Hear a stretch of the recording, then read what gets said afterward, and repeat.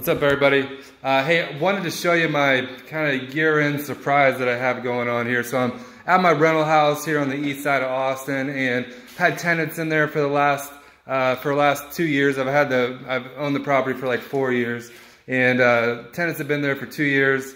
They didn't really communicate with me that much, so I'm learning a tough lesson here and a very expensive lesson. But to make a long story short, there was a bunch of mold in the house everywhere, so we're basically doing a full-scale remodel on the whole entire house.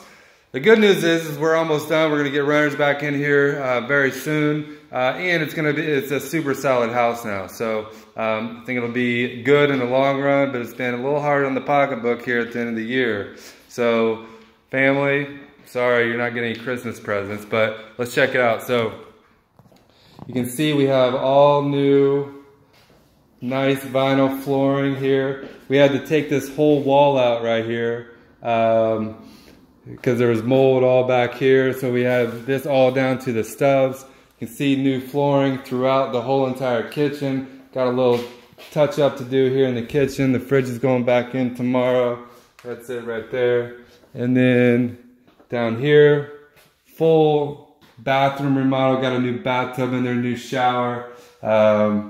So that's looking pretty good. New flooring through the hallways. You can see what was in here before. It looks like crap, but there was carpet in here before. It was just disgusting. And then here's the master. So it's a little dark in here, but we also did a full renovation here in the master bedroom. So that's it. That's kind of how real estate goes sometimes. You win some, you lose some.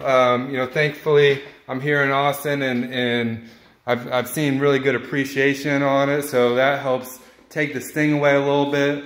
But you know, we had some issues, and we're dealing with it and kind of moving on. And this will be a super solid rental house once we're done here for a long time. So hopefully, you know, all this pays off. So just want to share that with you. Have a good night. Bye.